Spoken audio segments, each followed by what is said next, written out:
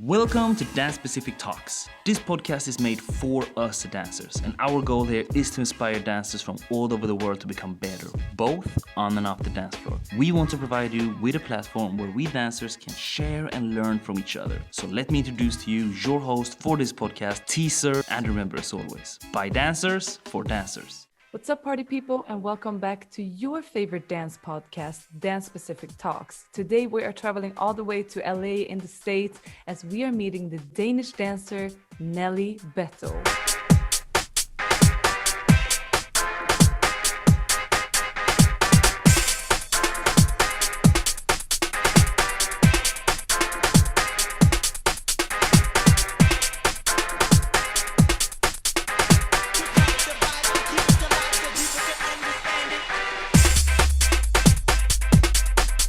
So what do you need to know about Nellie? Well, first of all, we call her Originellie. She is a Danish hip-hop, house and waacking dancer who was born and raised in Denmark, but in her teenager years moved all the way to the States to pursue her dream as a professional dancer. Since then, she has landed some of the biggest gigs in the industry. She's been one of Jennifer Lopez's main dancers for more than 6 years and performed for Rihanna, Cirque du Soleil, on Super Bowl, and much, much more. We are super honored to have her on this podcast, and we can't wait for you to hear this conversation. Now, you already know what to do.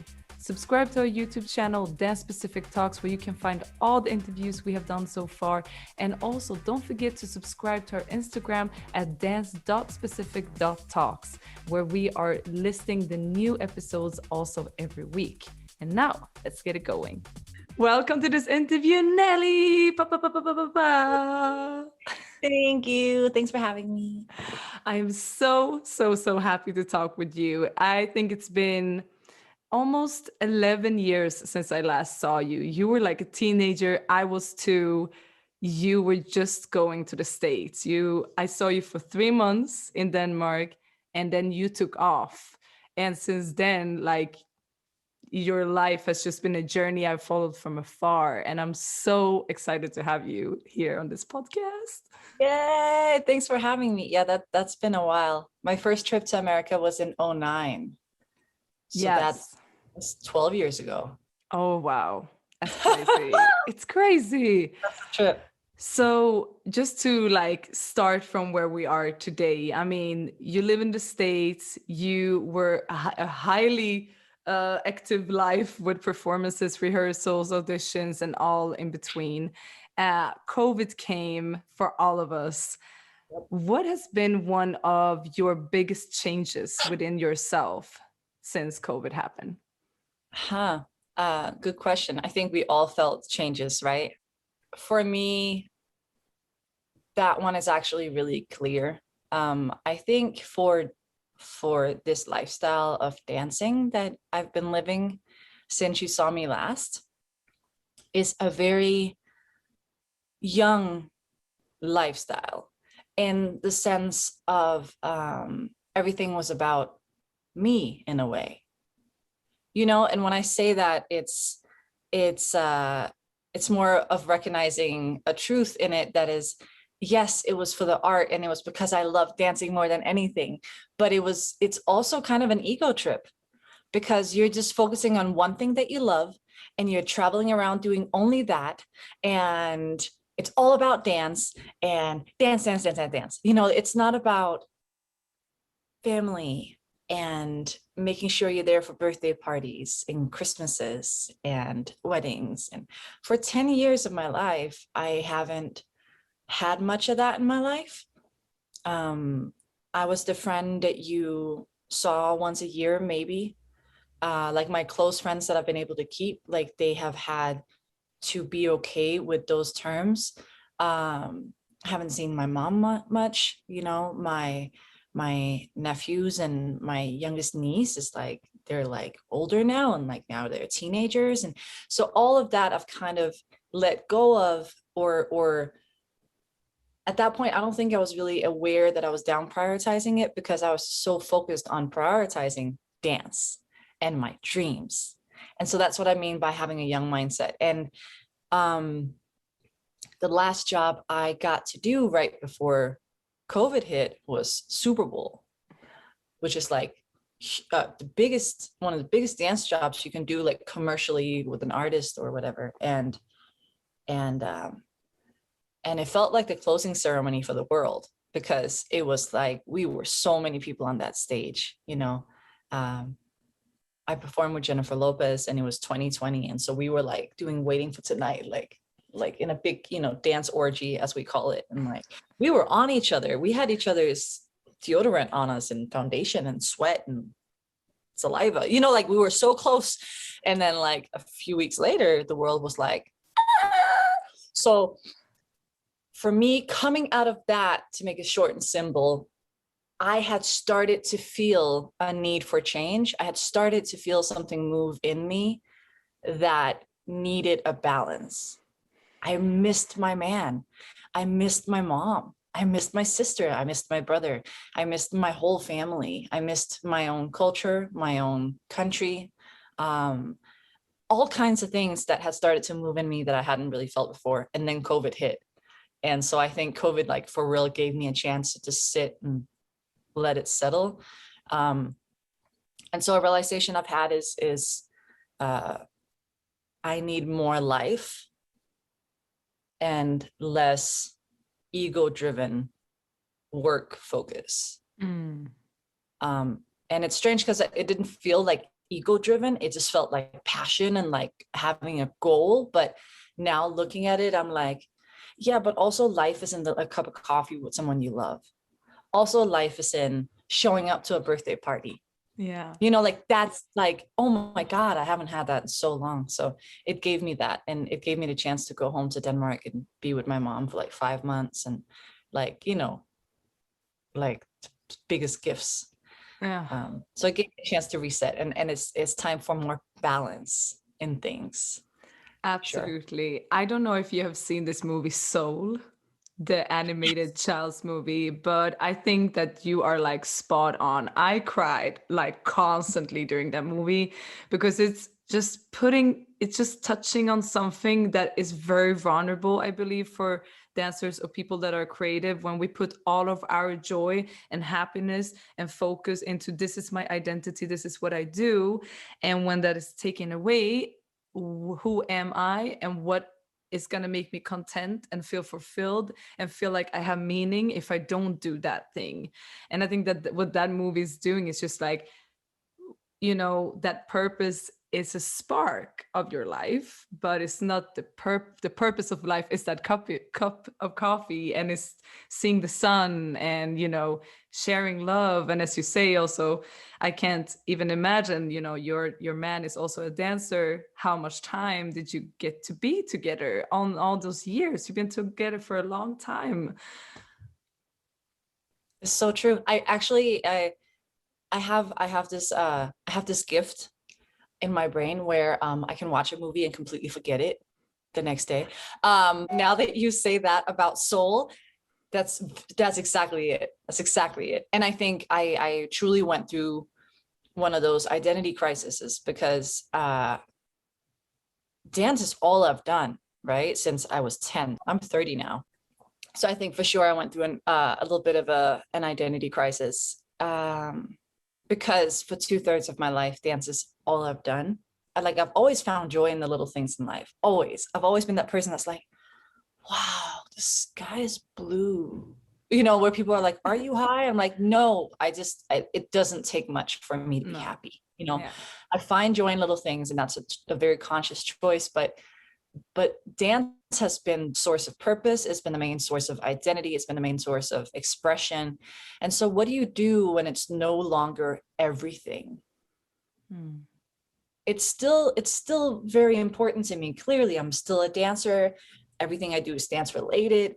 But I also have a strange urge that came out during COVID, where I was like, I just kind of want to get a dog and get a job at a coffee shop and like not work with the stars. Like, I just want to like sit on a lawn and have breaks every day and get health insurance and like other small things. Not be in pain, you know, meet up with friends weekly and have coffee and see their children grow and maybe have children too. Like, little things that are boring to other people that I haven't had. And so I was like, how do you balance that out? Like, who am I without dance? And I'm the same person, but it was a good thing for me to have that time off. Absolutely. I feel like I'm speaking with my own mind right now. Like I just feel like so like I'm hearing my own thoughts, because it's exactly that. Because it's not the people around us that's like, oh yeah, so you're like nothing now when you don't, dance on the stage. They love you even more because they get to spend time with you. But I think it's a very, as you say, it is a journey with the ego, and it's a journey of like the just identity, and also feeling like your self-worth is the same Yeah. when you don't have gigs and when you don't have jobs. Actually, so I'm starting to understand better the connection between capitalism and our self-worth. And especially as dancers, in connection to my mentorship program I'm currently doing for dancers, I've contacted an anti-racism educator that I'm in private doing meetings with to make sure that my lens on what I'm teaching is diversified and is including anti-racism knowledge and work somehow. And I was urged to do this by some friends, and I was like, yes, thank you. That's a great solution. Thank you. So I'm doing that in private so that I'm staying educated as I'm educating. And one of my questions I asked her was how can you help me make this connection? Because I've been told it's very clear and I couldn't quite put my finger on it. And so she helped me understand it recently. Her name is Jillian Amadi, and she's awesome. So she was making it very clear to me, and I'm like, oh my God, this is it. Like, dance work is part of this larger capitalistic machine of making money. Therefore, for us, to book jobs, for us to be hired, for us to stay on the job, for us to be interesting at all as dancers, we have to look a specific way, give a specific energy, have a specific kind of dance skill set, to be able to serve to the capitalistic machine of the moment, which is whatever makes money, right? So now you have a system that is focused mainly on just making money. And so whatever they hire is whatever they can make money off of in the moment. And so you are adding a monetary value. And this is like, this is, for me, it's like fish and water, because this is what I live. Like, I'm very aware of all these things and dynamics. I know the minute I step into a dance job, I'm a product at the end of the day.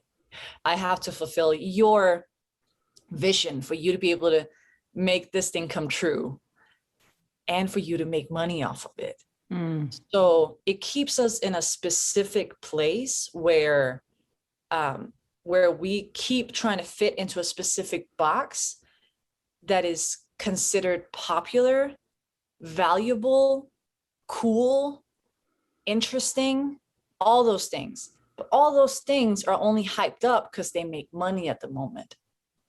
So it's really like I'm still trying to unfold and unravel and unpack all the layers in which this affects us, because what it does is it even, I feel like, kind of feeds into sometimes reactions on social media. Like, what gets the most reactions on social media is also monetary value. And nowadays, agents, choreographers, artists book dancers and talent off of social media if they have a lot of followers.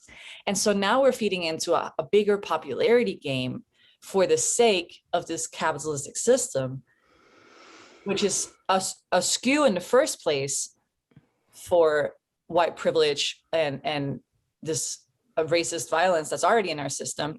And so now you have artists feeding into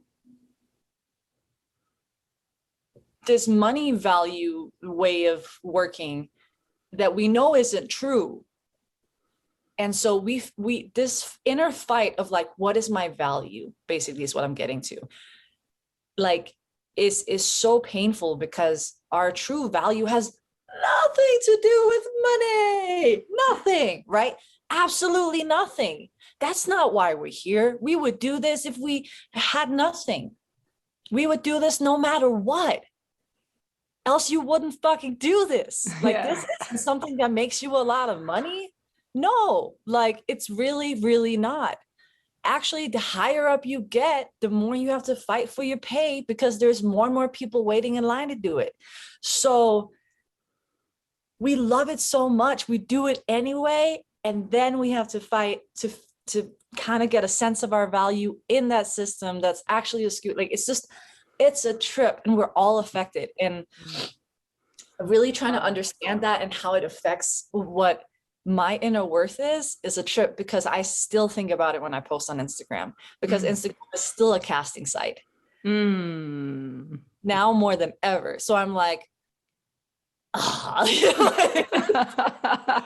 it's like also, but like this it's very hard to get out of it, and very hard to get it right, because it's like, okay, so if I post this picture now, am I feeding into the stereotypes of what I should post, or is this actually me just expressing? Am I doing this because I know that it's going to be received well and get a lot of likes, or is it because I really want to show you and inspire you to do this same? right. Or is it because, like, I think it's of worth? Right. You know, like, is it I think you're gonna like it, or is it I think I'm of worth? And I think we've all been in a situation where we posted something and got no reactions and considered deleting it. Of course, all the time. And all the time. and isn't that strange? Like, I still do it. Like, that thought still comes up, and I'm getting better and better at being like, no, I wanted to post it. Like, this is authentic. I wanted to post this, period. You know, but it's a fact, you know, and it's super, super trippy. And on the other hand, you know, like, for me, capitalism, like, it isn't all bad. Like, businesses need to function. Like, we need to make money to live. And in entertainment, we can't make shit shows with people that aren't charismatic, or, you know, like in, like, it needs to make money for it to be able to pay the artists that are in it. So that is all good. The problem is that the system is faulty and is favoring a specific beauty standard or a specific this and that. Yeah, I'm still trying to understand it. And it's a trip. And that's that fight I've had inside about what is my value now that I'm not posting these kinds of pictures or this, and, you know. Yes, because I mean, like, I loved, for example, I saw one of your posts, which was you and your man building a roof at your mom's some kind of place. There was some kind of building site going on, which was so cute to see, because I was like, oh my gosh, so refreshing. I also do these things. Right. You know, and it's lovely to see that as well. But to come back to that, I also wonder if this is an internal battle. We got brought up by hip hop as well when it comes to our dancing and the value of hip hop, which is like, you know, you got to be unique, you got to each one teach one. It's about the culture, it's about the community. I wonder if how your journey was from that part when you were a teenager, continuously being in the hip hop scene, but still booking jobs where hip hop is used to capitalize, and because it's cool and it's trendy, you know. How has that internal battle been for you as well? Wow, there's so many things I could say about that. I think, first of all, I thought that I would be able to book a lot of jobs with my skill set, and that hasn't quite been the case. I think me being a freestyler and me understanding and like existing in these cultures from Europe made me came to America, and I was quick to try to find the originators, and I wanted to train, and I wanted to focus on that. What ended up happening was all the work I booked was sexy stuff in heels. And they might have found me interesting and different, and it might have helped me book those jobs that I was a freestyler. Like, my way of being feminine when I was younger wasn't a heels class, because that kind of training wasn't around. And it was kind of shamed in our generation in Europe. I feel it was kind of like, you do the sexy shit, like sell out. Like, it was kind of a weird energy towards it that was like, no, we're all in masculine energy. Like you don't do that shit. And so it was an interesting thing. So for me, Waacking was my way of being feminine. I remember using Waacking as like my line stuff. And that was where I could give them femininity in auditions in a way that felt authentically me. And so it would help me book the jobs. But once I was on the jobs, it was almost never utilized, which is really strange. And so I think more so the battle that I felt was two things. One was I came from a background in dance where originality was such a big part of who you are. And my first years in America, I mean, I kept my nickname Originellie, and I was like, I was creating my own art. I was making videos, I was choreographing, I was doing showcases, I was battling.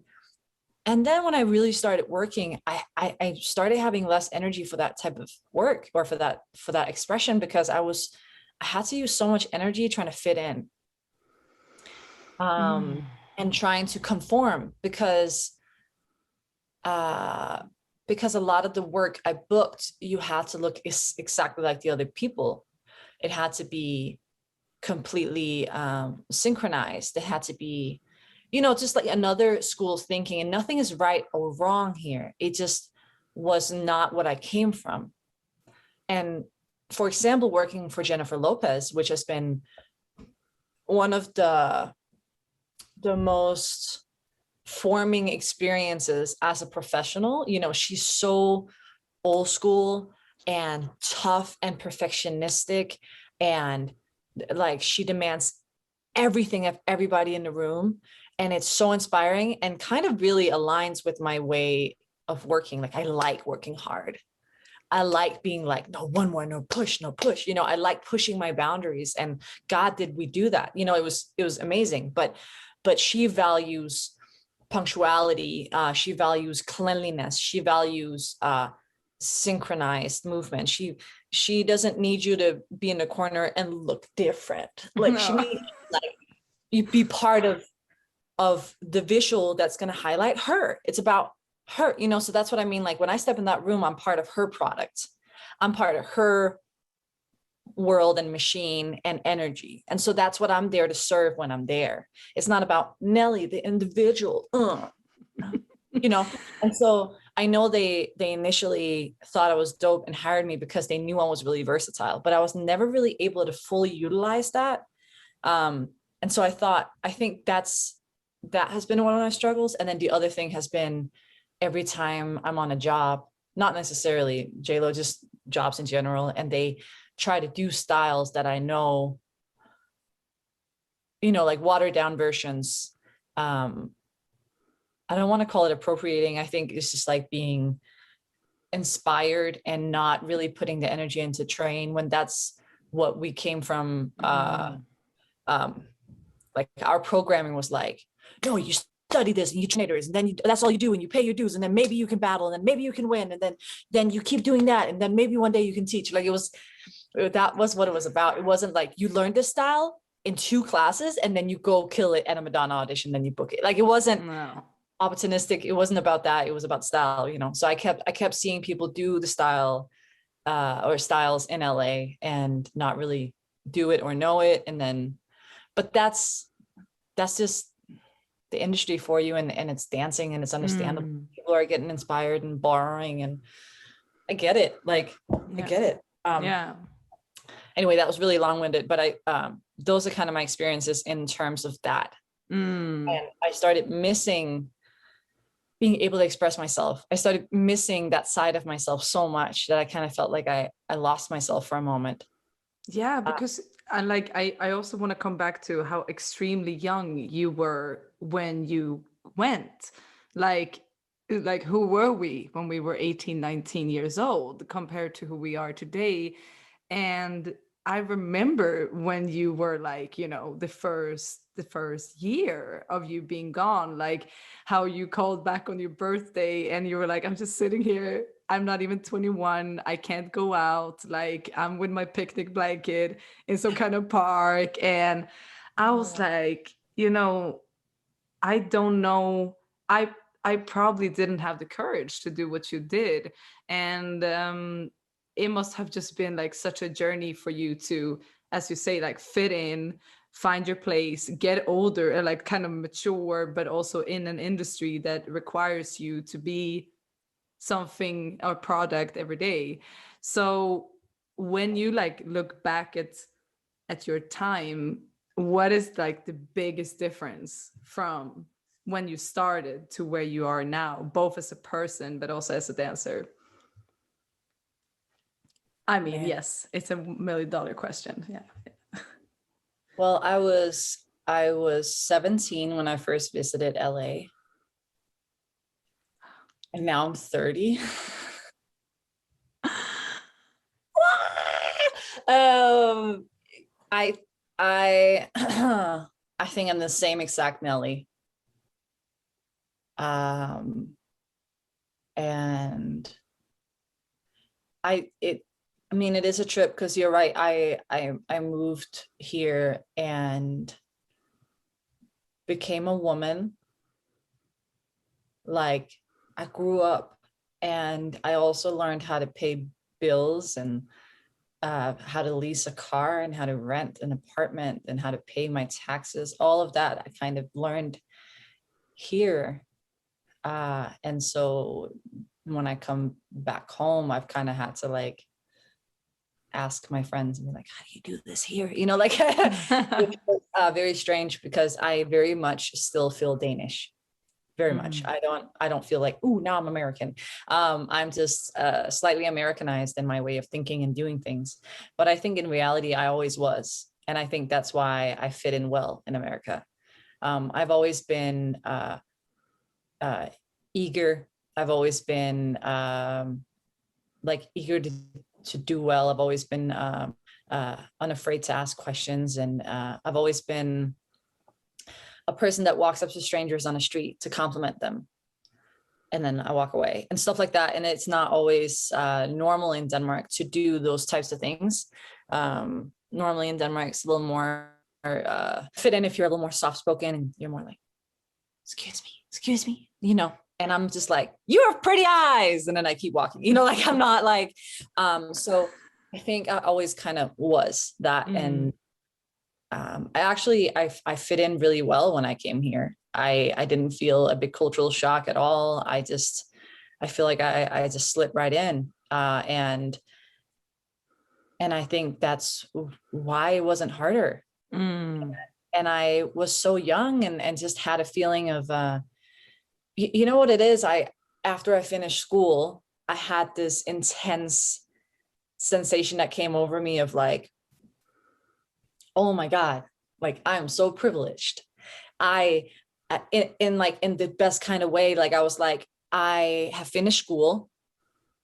I can work now and then save up some money and I can do whatever I want, actually. Like no one is telling me I have to do something specific.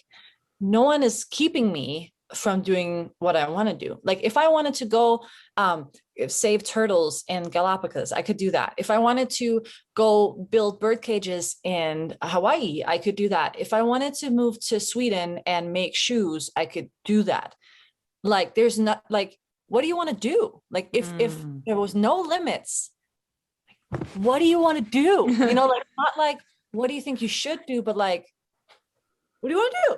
And so I was like, oh, I want to go study hip-hop in America. That's what I wanted to do. And I've done my trips and my travels and like, you know, but I was like, oh, I want to do like a serious trip and go to America and like study dance. And then I just happened to visit LA first because I had a friend that was there who was like, come stay on the couch with me, you know, a girl that I had worked with in Copenhagen. And then I just happened to get stuck in LA because I loved it. And I actually never got to New York. I just stayed in LA and then, you know, rest is history. So I think I just had an energy of like, oh my God, the world is open and like opportunity, like possibilities are endless and we create a reality. So what do I choose to create? What do I choose to believe in? Where am I going? And so it's very much like, why could I not do this? And not so much, can I do this? More like, why not? So I think that's kind of where I came from when I was younger. And then as I've grown older, that's when I started being like, oh no, there is a cultural difference here. I am super Danish. I do miss my own culture. I do feel different, you know. And I think that's typical when you get a little bit older. You're like, Yeah. oh, I miss this, you know. You know, I never missed Swedish blueberries as much as I do now. But, you know, this is like things that I was like, oh my gosh, mom, do we have to go out to the woods again and pick mushrooms and like blueberries and those stuff? And now I'm like, mom, when I come home in October, can we please, you know, like she's like, Yep. okay. Yep. You know, It's the little things. It's the little things. Yeah. I mean, you have done so much things that I also think that as a dancer you just dream about doing. You have been, as you said, you've been performing with Jennifer Lopez, Rihanna, you've been with Cirque du Soleil. I mean, if you look back, is there like a moment, a story in these past years that has been like one of your best highlights? Because we could talk the whole evening about so many gigs, but is there one particular moment that stood out for you, and why that moment in particular?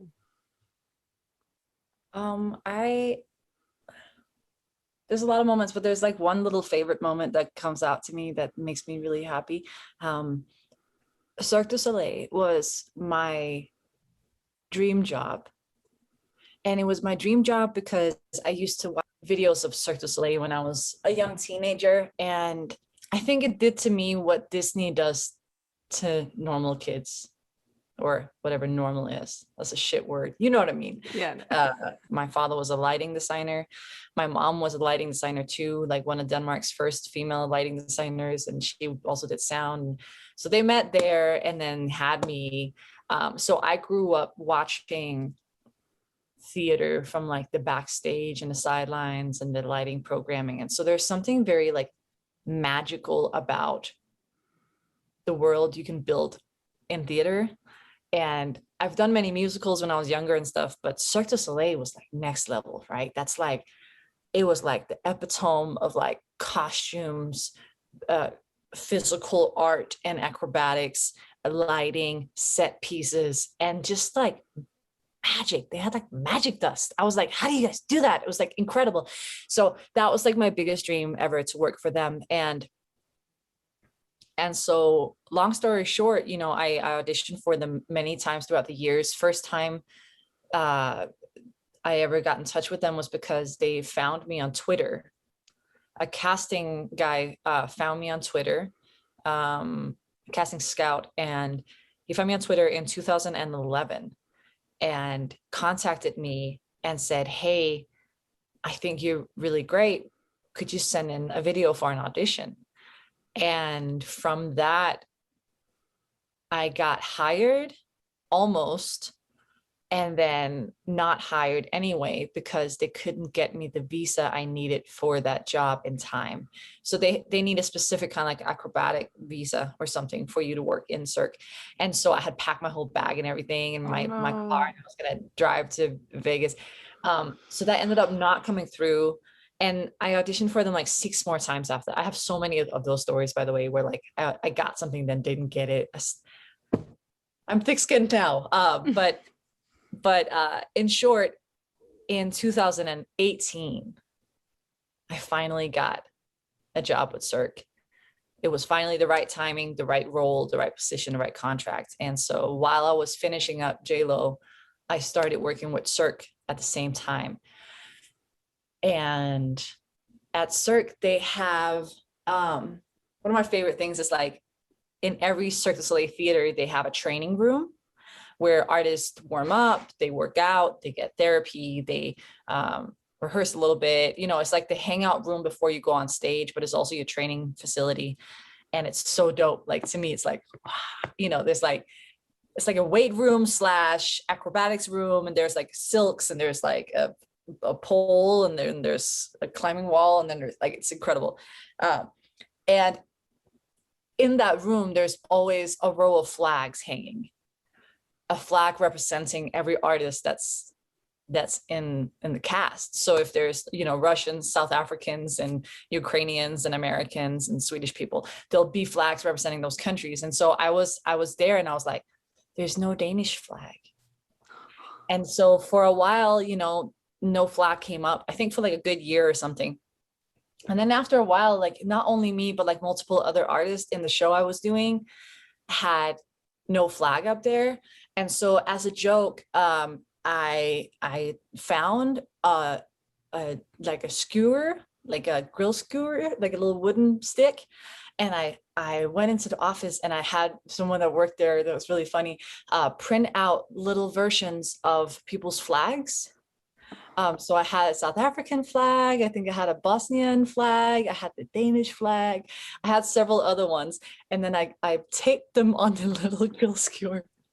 And I taped it on the wall. So imagine like a big row of flags. They're like, each flag is like the height of me as a human. Oh my And then the little grill skewer underneath taped on the wall. But it became like a running joke. It was up for a week. And then after that, they ordered our actual flags. And I got the Danish flag up and hanging at Cirque du Soleil in Las Vegas at the Michael Jackson show. And there was something about that. I was like, man, I know Denmark doesn't really care. No one else is here, but I'm proud to be Danish. And I'm proud to get my flag up there. And it meant so much to me to be able to represent my country over here doing this. And it was like a country pride thing. And it's very strange because it's not like I have everybody going, yeah, Nellie, that's right.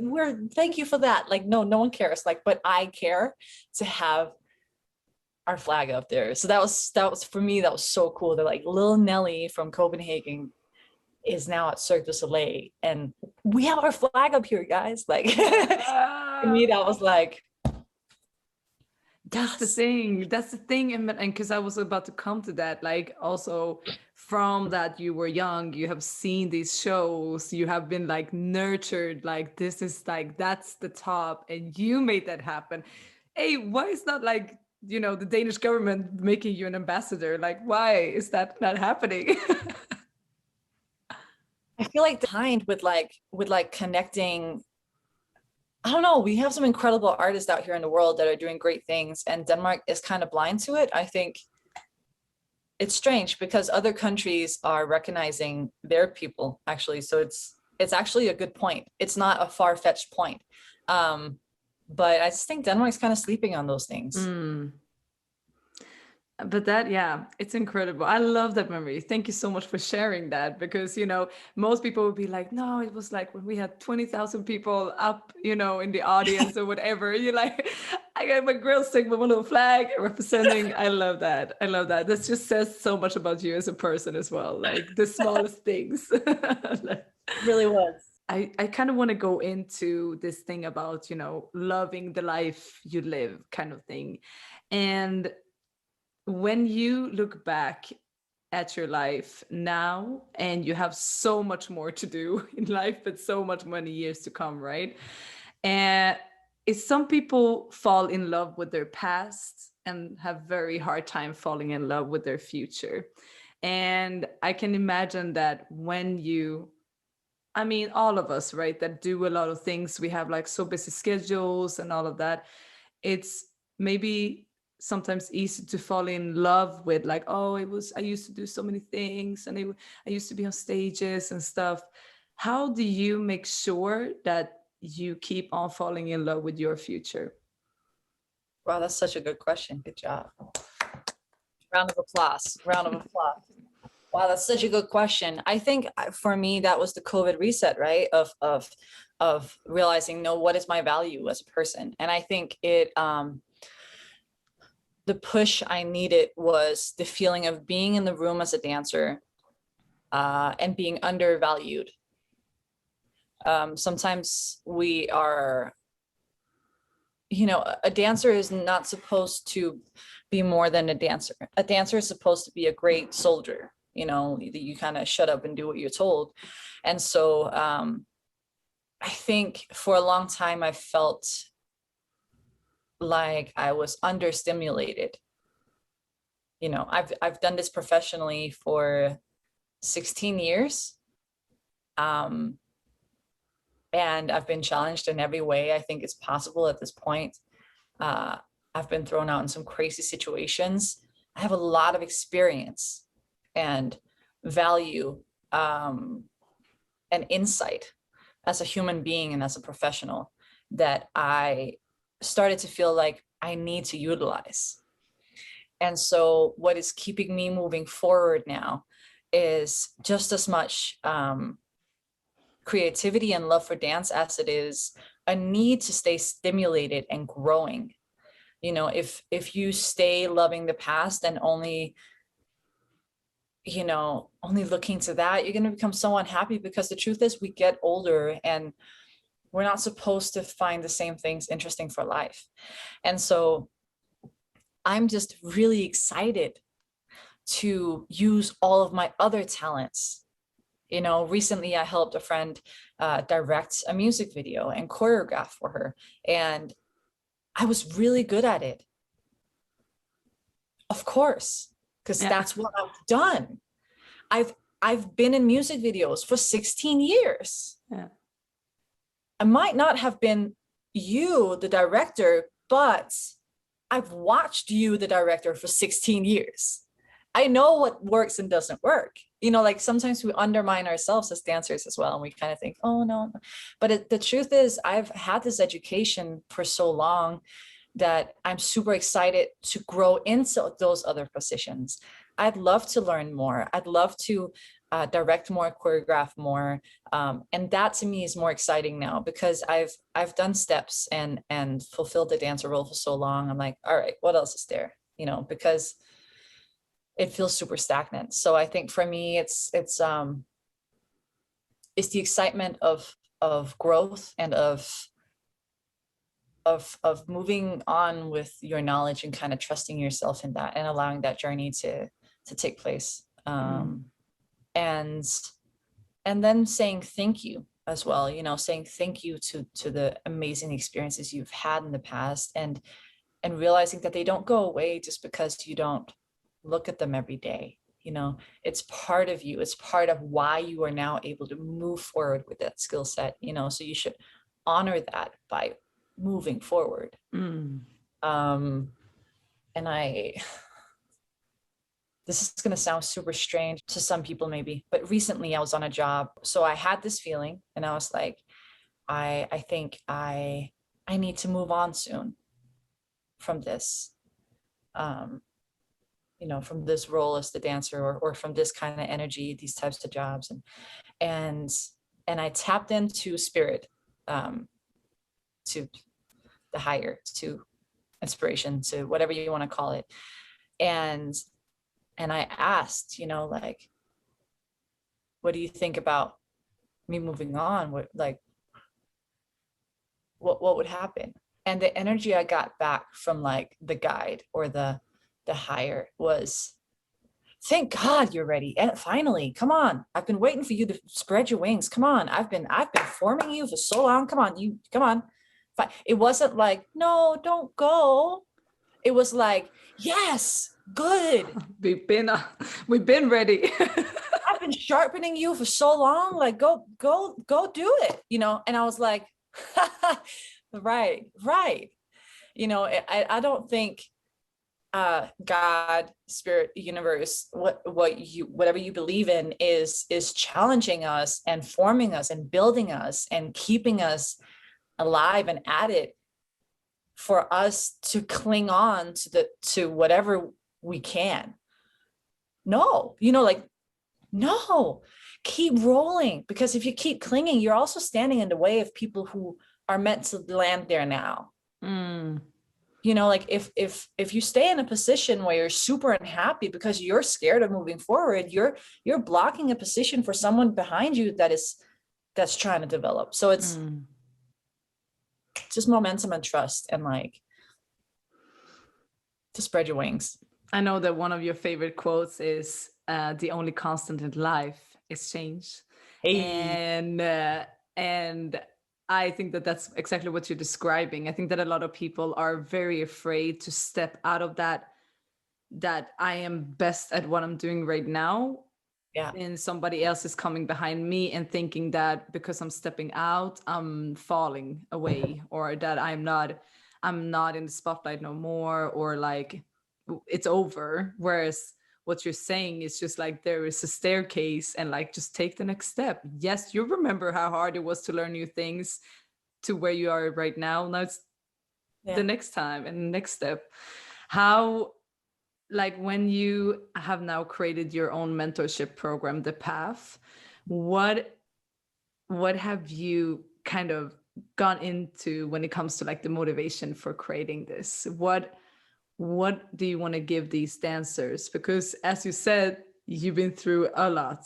There's injuries, there's hundreds of rejections. How can you, with this program, help dancers to prepare them for all these rejections to come, and all these almost got that job failures, or, you know, learning lessons, or just, you know, how do you gonna keep them having their confidence to move on and shine?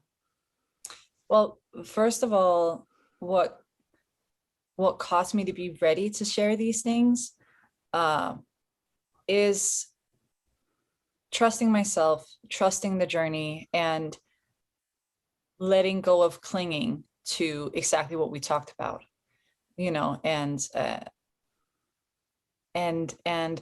during COVID, I had that feeling of like, what's the sense of what I'm doing? Like I'm lacking a sense of purpose. I'm lacking a sense of service. It feels too ego driven for too long. I need balance. And so this is an attempt of giving young dancers the support that I wish I had to learn certain lessons faster than I did, so that they can believe in themselves and get over these hurdles.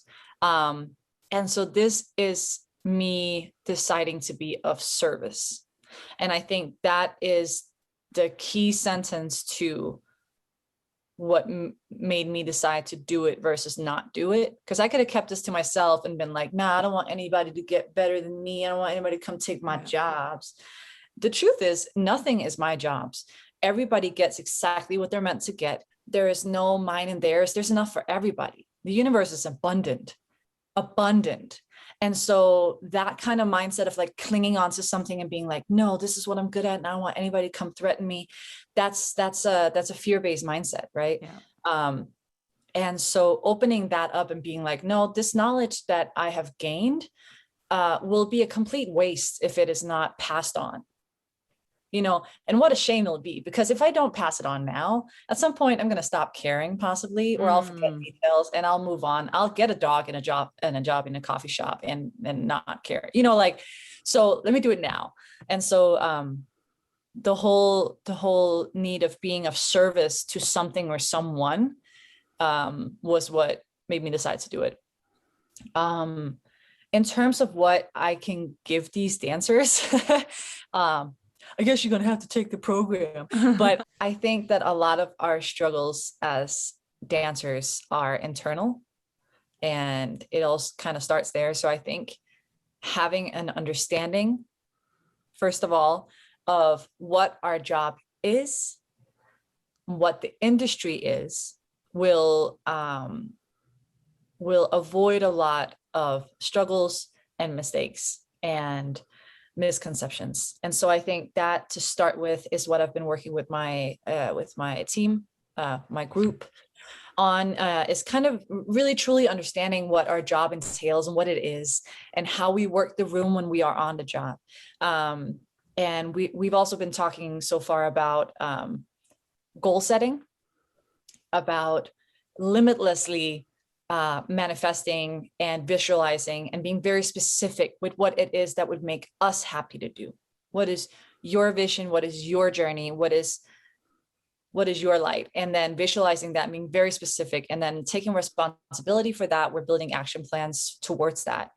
And then something else we're doing is a great exercise called fear setting, which has helped me out a lot, where we identify our fears and make them go away. And then we just had a session yesterday where It was a lot of education on auditioning, on auditions, headshots, castings, video submissions, agents, how all of that works in detail, really functional, good advice, how you set up your resume, what is a headshot, what kind of headshot for what, how do you show up in audition, what kind of auditions are there, what is the link of communication between agent to you, to, you know, what can you expect from what situation. And then next week is going to be on dancers' rights and unions and reading the room and good advice on how to actually navigate being a pro dancer and staying in the job, not getting fired because you mess up, and all those kinds of things. And then we're also going to be talking about body care, injury prevention, training, health, all those things. So there's a lot of things I'm trying to pack into this program in terms of mindset. Another big important thing that we talked about in the last 2 sessions, especially is self-confidence and healthy self-talk for mental health, because that's a big thing that is overlooked with dancers, is our mental health, you know, and it's not easy to constantly be being told no. It's not easy to navigate always being judged. It's not easy navigating always being under pressure. And even when you book the job, you know, you think that the pressure goes away, but actually it just gets more intense. And so how do you navigate that? How do you talk to yourself? And I think for me, the key in understanding all that is understanding what is our industry? How does it function? Why are these things happening? Why are these pressures being put on us? And then we can identify what we need to worry about and what we don't need to worry about. And separate. And yes. separate. Yeah. You know, like, okay, this has nothing to do with me. This is because they need someone to fit into this costume. And I am not 5'2" tall, and therefore I can't fit into that. And that's why I gotta know, you know, or, okay, this is a money machine that is making this person money. And so I need to fit into that visual. And therefore I am getting criticized because I am not that, you know, or just like understanding and identifying these things so that we're not hurting ourselves over something that we don't need to. Wow. There's so many ways. And then I'm just pumping them full of like trust and faith and telling them that they can do this, because I did. I know it's possible. You know, at the end of the day, we're the only ones stopping ourselves. So who are you not to go for it? Like, how dare you not honor what it is that is in your heart and that you want to do? You know, it's such a shame if we don't, and you have every opportunity to. So I'm also kind of being the person that is telling them, yeah, you can. Yeah, you can do it. Yes, that's good enough. You are beautiful enough. Yeah, you got this. You know, like, let's go. Like, I think we all kind of need that sometimes, someone that, and I'm doing it genuinely. I'm not lying to anybody. I'm doing it authentically because I see it. It's true, you know? Yeah. Wow. Wow. I just want to scream, wow. First of all, don't stop doing this after the first round. I think that there's a lot of other dancers that needs it. So please just don't do like a first volume and then never again. Like keep coaching. Second of all, imagine if we would have had that like when we were younger, and how many of those hits you could have duck under or like taken with another. Not saying that, you know, I mean, obviously you came out great anyway for after this battlefield, but it's like I just wished more dance educations, more dance courses, more dance schools had this. Why is there always just dance classes? There's not one single class in dance schools where it's anything else but physical. So yeah. In a normal dance class, at least once a week, there should be one little hour on that schedule, which is just dancers' health, mental health, or dancers' confidence building, or dancers, you know, I'm saying this so you can take your package and like shoot it out into other institutions too as well. There's a lot of places. I think the truth is you can only educate in this if you've lived it. Yeah. And I think a lot of people are trying to educate in something similar, you know, and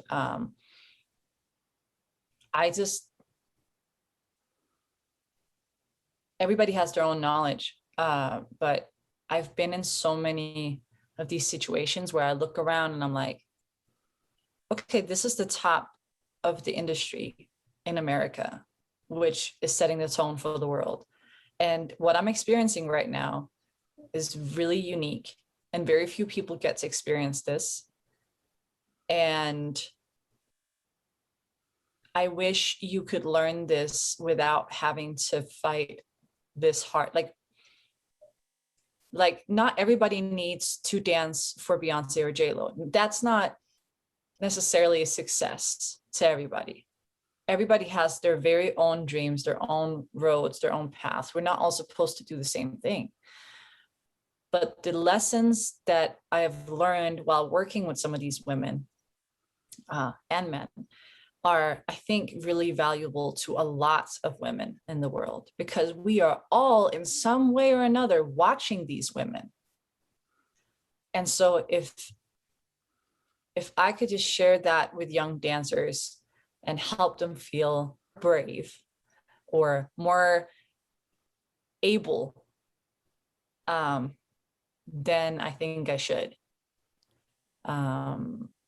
And whatever their goal, right, and whatever their goals are, they can hopefully use that in that direction. But it is a tough industry of only the strongest survive, and the truth is not very many people get to do it, because you have to be very, very tough, and a specific kind of personality to be able to navigate it smartly and joyfully and still kill it, you know, like, so it's not for everybody. It really isn't, and it shouldn't be. Like, it's very understandable if it's not for you.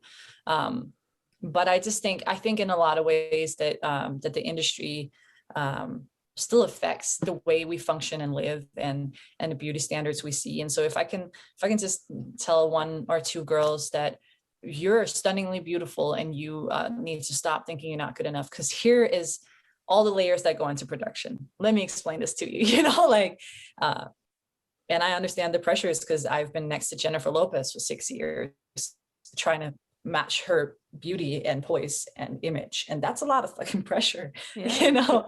You got days where you feel real shitty about yourself, and you're on your period and you feel bloated, or like whatever, like there's, oh my God, the pressure, you know. So I just want to be of service to some young people who have doubts. And then hopefully for a few of them, they'll feel strengthened and go out in the world.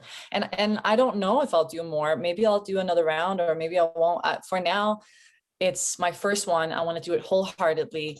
And it feels better and better every session we do. So I think there is a good chance I'll do it again. But it's also really special for me, this first round, because it's people that actually really wanted it that stepped up, you know. Not people that were like, maybe. No, like, no, they really wanted it, and so they came and got it. And I think that's super unique as well. Yeah, we'll see. It's a lot of myself I'm giving out as well. So absolutely. I think I need to recharge and then maybe start another one. Yeah. And also just by hearing this, I'm just thinking like, oh my gosh, you know, like, it's not only for the young dancers, right? Because, you know, like all of what you're saying is also something that, I mean, I'm 30, you know, like also, and in where I am at in my dancing, in Kizomba, you don't really have the young age thing completely the way you have in commercial jobs, whereas like, or dance hall, just look at the Laure Cortelemont or whatever, you know, she's mom, 30 plus something and still rocking it.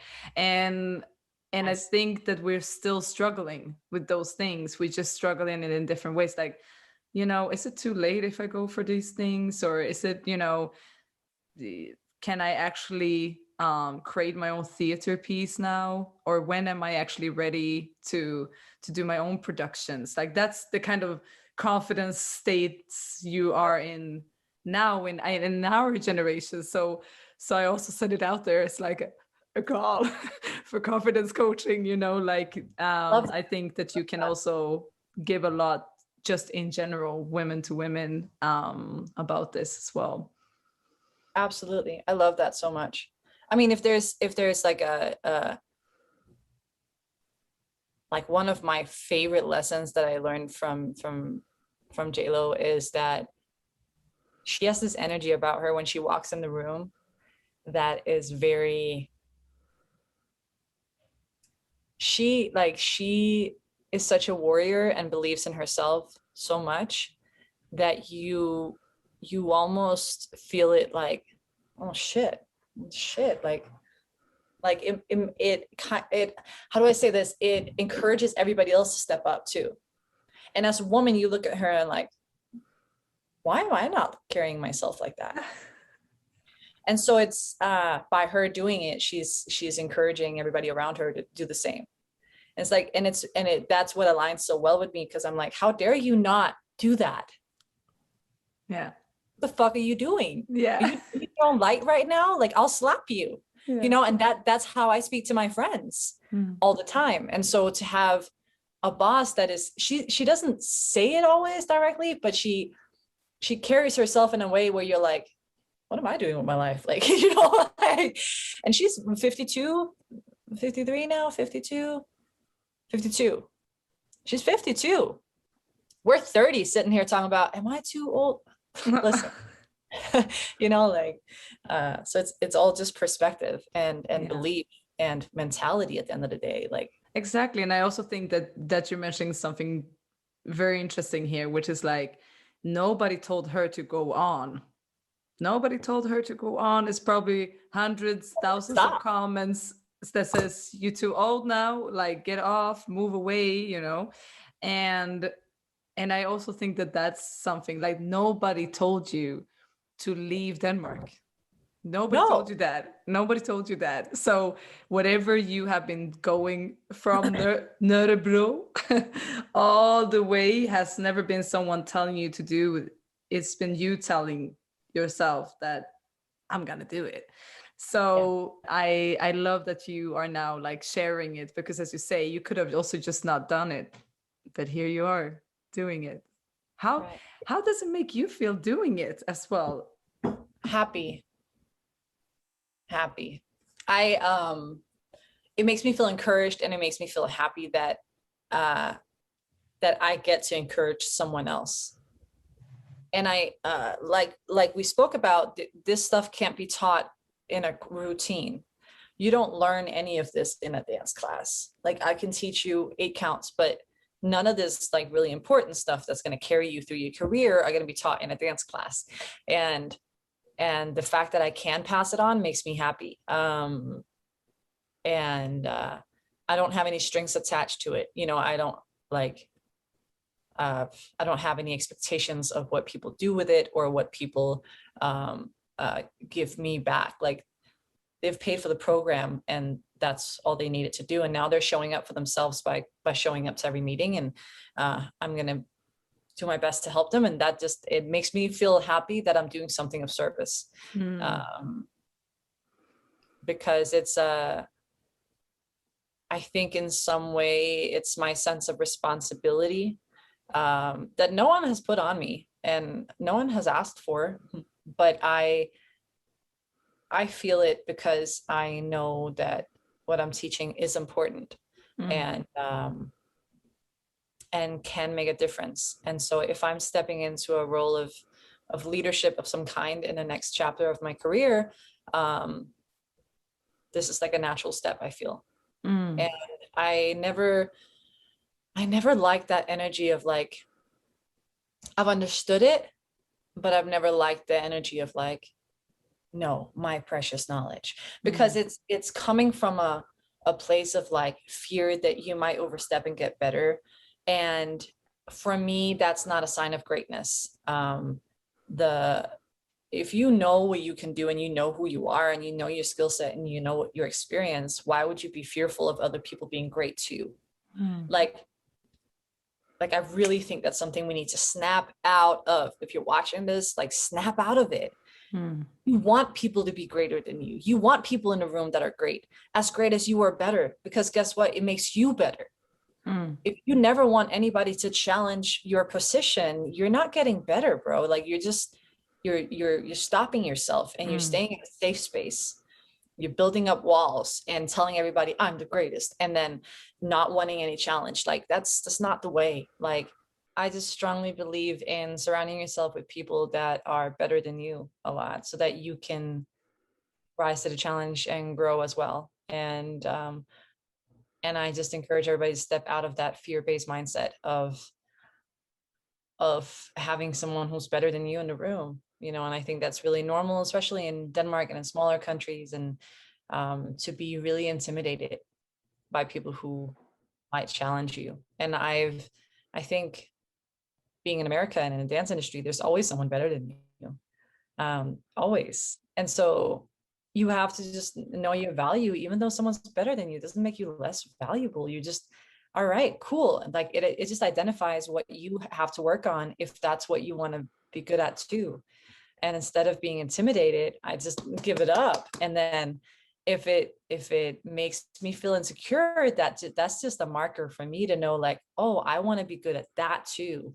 Well, then let me work on it. And so I think, if you don't like being challenged, or if you don't like having that type of feeling, maybe you haven't quite identified that it's your own responsibility to step up and learn that skill too.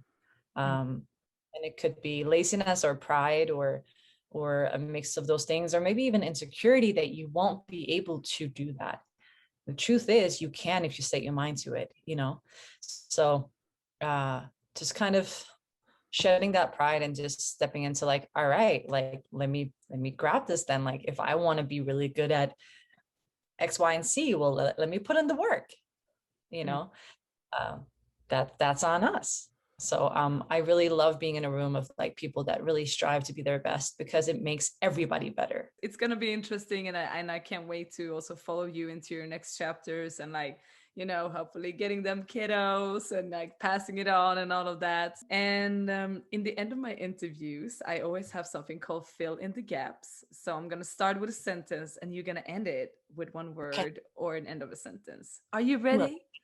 I'm ready. I like games. Let's go. Woo, let's go, let's go. Okay, I'm gonna hit you with a hard one just to start with, right?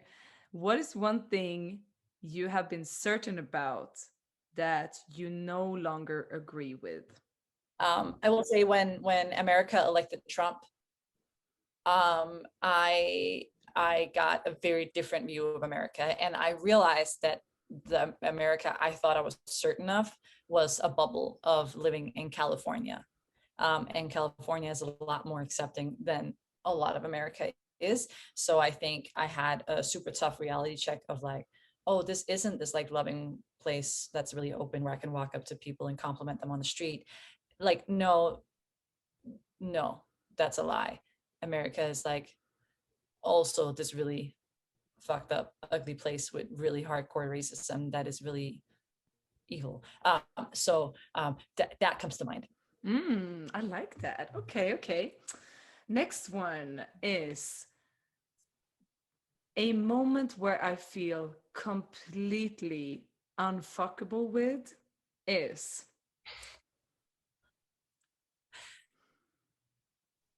When I'm alone, traveling, or in nature. I often feel this way when I'm alone and reflecting and being grateful for very small things and being very present. I feel really strong then. It can be something small like taking a walk on the street or traveling to somewhere new and just slowing my energy down and being really present and aware of all of my blessings, and enjoying something as simple as like breathing or looking at a cloud, or I feel really strong and unfuckable when I am very present and very small things make me happy. because if those little things can make me feel grateful beyond measure, I know that the big things will carry with it effortless joy and power as well. But that's not where I want to put my power. I want to put my power in the small things. Yeah. Oh, love that. Oh, I want to just deep dive into that, but let's just keep it where it is. Okay. What is one of your favorite things about your dance? I have sometimes a smoothness that I like. I used to be like really like a loose dancer, and then I had to like learn how to like hit things strong. But I actually thought about this recently because I was like, what do I like about myself as a dancer when I dance things? And I have a smoothness that carries through once in a while that I think is nice. Even though I'm hitting things strong, I'm not. There's like a flow in between things that I carry through that I think is nice. Yeah. Nice. It's not normal to compliment yourself, but it why not, right? Why not? Yeah, I enjoy that little quality. Yeah, I think we should do this more often, like, Good. what do I actually like about the way I talk or the way I move or the way, it's nice. Okay. I could give you a super long list of things I can do better. So Exactly. But what about that list that we think we're doing great? right, So, totally. what is one of your most painful learning lessons that have turned into your greatest gift? Maybe something along the lines of not everybody is your friend. Because I am so like heart led. I have always been very like, everybody's my friend. I see the best in everybody. Everybody has the best intentions. I'm sure of it. And not everybody does. And also, a lot of people will project onto you their own insecurities or their own thoughts in your life. And I think that was a lesson for me, especially in the industry, kind of understanding that like people will misunderstand your sweetness for naivety, which sometimes it was, but also for underlying intentions. And it's a really strange lesson that like when you are being genuinely nice and sweet to someone, that someone will probably misunderstand that as you trying to get something from them. And so I've learned to kind of be a bit more balanced and sometimes stay a little bit more to myself in work scenarios. And it's been a blessing actually to finally learn it and to incorporate it, because it protects me and just makes me feel more balanced. Instead of just giving out my energy right away to everybody when I don't really know who they are. But it was also a really painful lesson because it was confusing to me during those years of learning it, because I kept thinking people were my friends and then they weren't. So like that's super vulnerable, but also real, like I was just that person that was just like, hello, here's my whole life. Here's everything about me. And I was like, whoa. And I think my boyfriend has helped me understand that dynamic a lot, because he's a little more, oh my God, I don't trust you, and I'm just like, I trust everybody's great. Like the truth is not everybody is, so like, okay, still your role. oh my gosh, that's like describing my entire relationship. We've been together for 8 years, and like I'm like that extrovert. It's like I want to tell everyone who I am, and I want to say, everyone, you're great, you're great. And he's like, I'm introvert and I like my own space. And like, you can also just also be a little bit, to yourself. And I'm like, what? How do you do that? How can you not love everyone? That she would say, yeah. I mean, it is what it is. All right. What is one of the scariest yes you have ever said? Ooh, that's a great one. I like that question. I think maybe the yes to move forward and take choreography positions, which I can't share anything about yet, that are coming up. because that's my most current challenge. I think besides that, every yes I've said has been scary, but also exhilarating and awesome. And I think I'm going to continue to feel that way.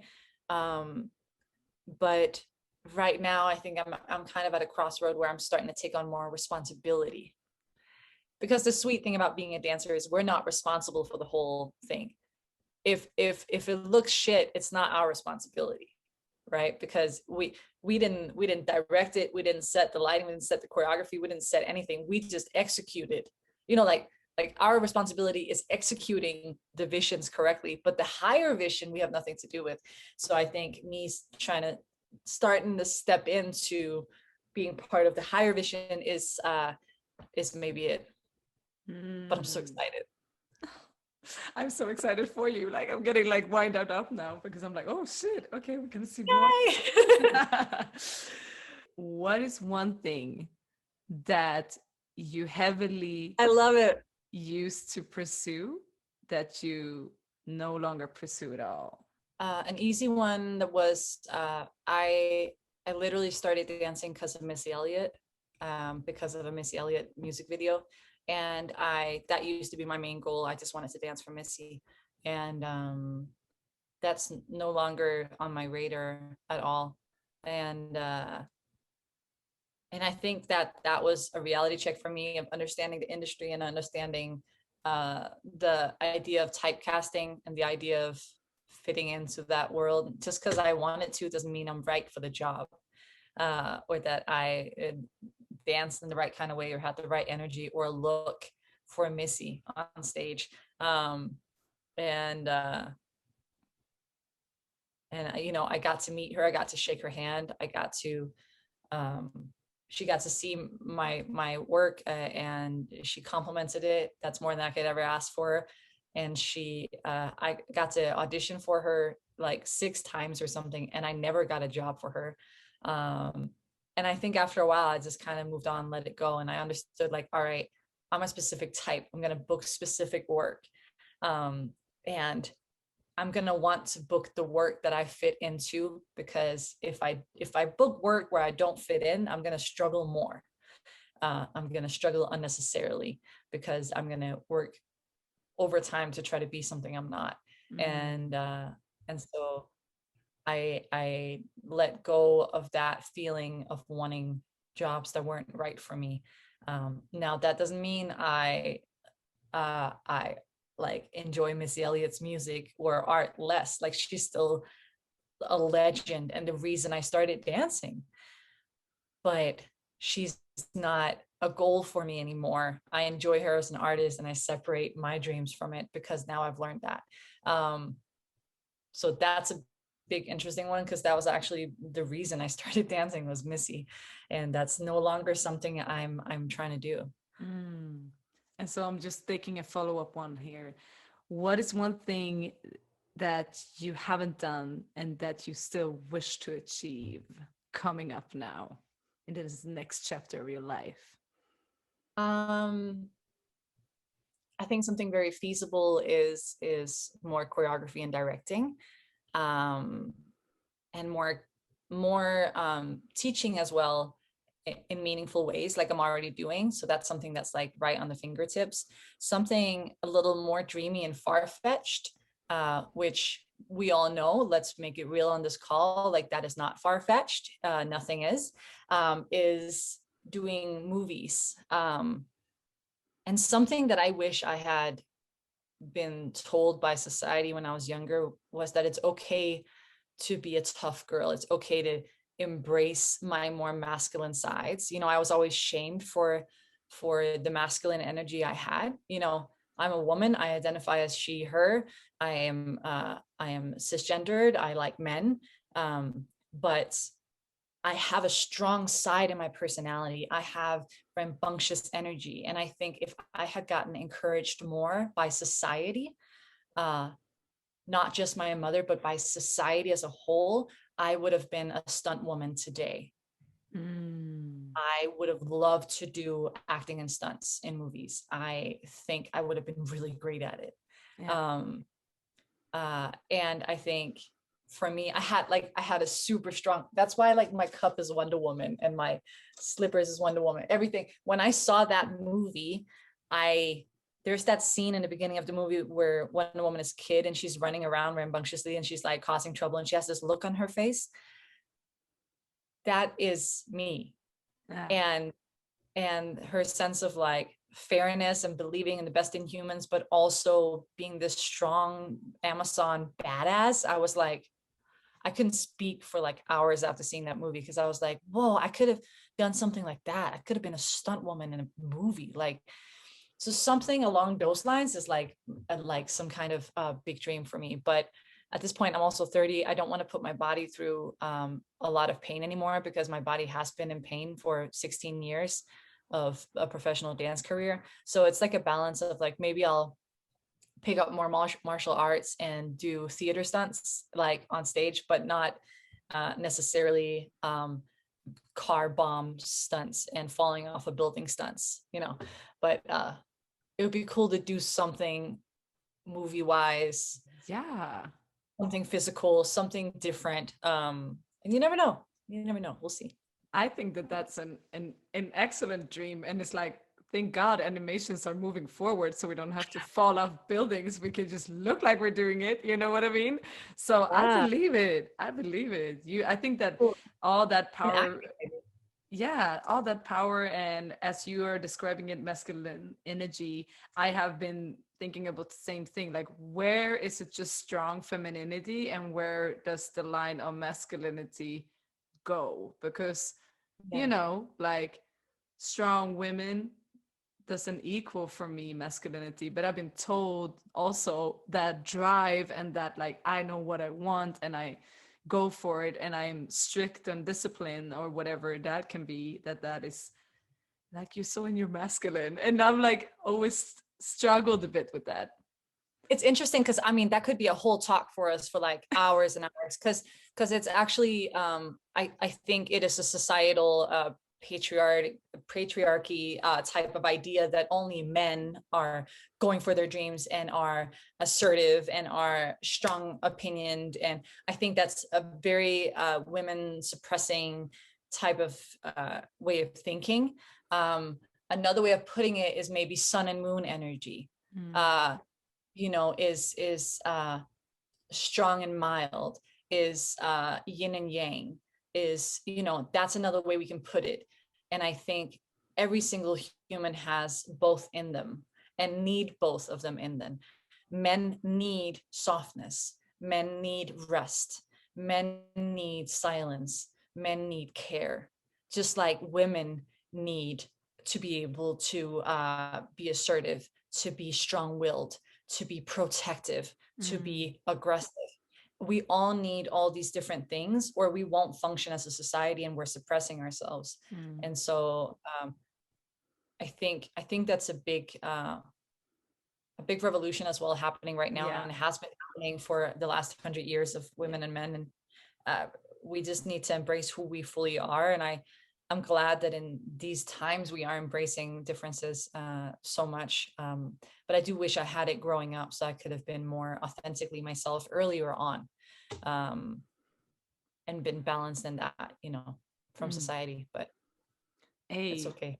we got time. We got time. That's what it is. And I really feel like, you know, you've done so much with your time following one dream. And sometimes I feel like we have been signing contracts with ourselves when it comes to our dreams. For example, I always, you know, Destiny's Child and Missy Elliott was also my inspirations to be, I'm gonna dance in the Destiny's Child videos, right? And then like when that is not happening, if I never like take that contract to myself and like rip it and realizing that my journey to that dream, even though I didn't reach to come into a Destiny's Child video, has made me do things I never thought was possible. And that has created new dreams and new contracts and wishes for my heart to move forward, that it's gonna make me stuck into feeling that I failed if I just didn't do this contract. Whereas I'm like, but it took me to this and this and this, and now I have new dreams. So you saying movies, acting, it's just making me so happy because I'm like, wow, she's like opening all these new doors. Oh my gosh, I'm so excited for you. So much. And at the end of the day, it's the journey.